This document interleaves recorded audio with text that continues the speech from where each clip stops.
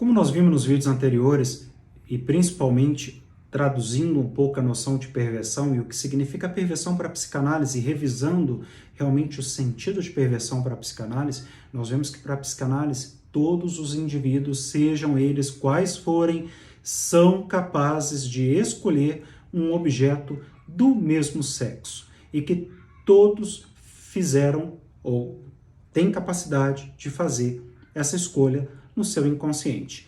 Então, tudo isso é para explicar por que Freud não considera a homossexualidade como um tipo de perversão. Nós poderíamos mesmo ir mais longe nesse sentido e definir a sexualidade humana como sendo, no fundo, perversa, na medida em que nunca se desliga inteiramente das suas origens, que a fazem procurar sua satisfação não numa atividade específica, mas no ganho de prazer ligado a funções ou atividades que dependem também de outras pulsões. Então, olha como que esse sentido vai muito além, ele é muito mais amplo. A primeira concepção freudiana que nós temos de perversões é um dos primeiros fundamentos do processo perverso, ele pode ser localizado na noção freudiana de pulsão sexual.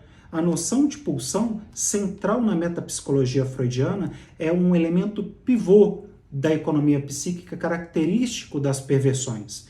Já nos 3 ensaios sobre a teoria da sexualidade, essa obra tão polêmica de Freud, ele acaba especificando que as aberrações sexuais, segundo uma dupla determinação, seja como um desvio relativo ao objeto das pulsões sexuais, ou seja como um desvio relativo ao seu fim.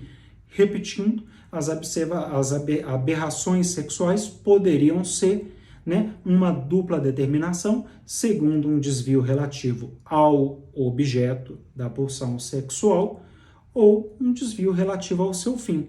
Então, ele se afasta, assim, das concepções nosológicas tradicionais das perversões. A segunda concepção freudiana das perversões aponta que, já em 1915, um complemento, de elucidação teórico-clínica a propósito das próprias perversões.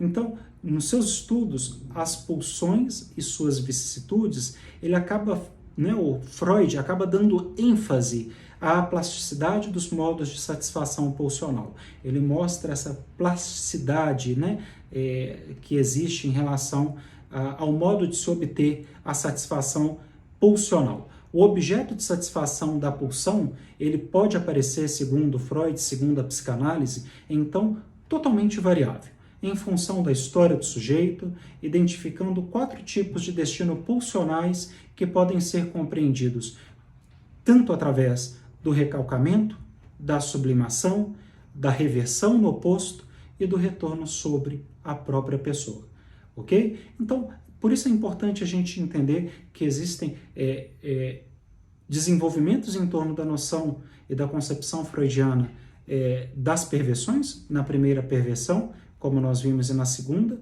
em que essas noções elas são revistas, elas são reformuladas, e ele diferencia a perversão de aberração sexual e, ao mesmo tempo, ele mostra que existe essa plasticidade em torno dos modos de obtenção de prazer.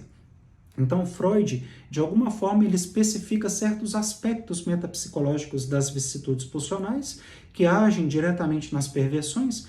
Por um lado, essa reversão no oposto, que denota ao mesmo tempo um retorno da pulsão da atividade para a passividade, está muito relacionado ao sadismo, ao sadomasoquismo, ao voyeurismo, ao exibicionismo. Por outro lado, uma reversão do próprio conteúdo do processo pulsional, como acaba testando a transformação de amor em ódio, a observação analítica, então, ela não deixa nenhuma dúvida para nós quanto a esse aspecto. O masoquista, ele se compraz, também ele, da fúria dirigida contra sua própria pessoa.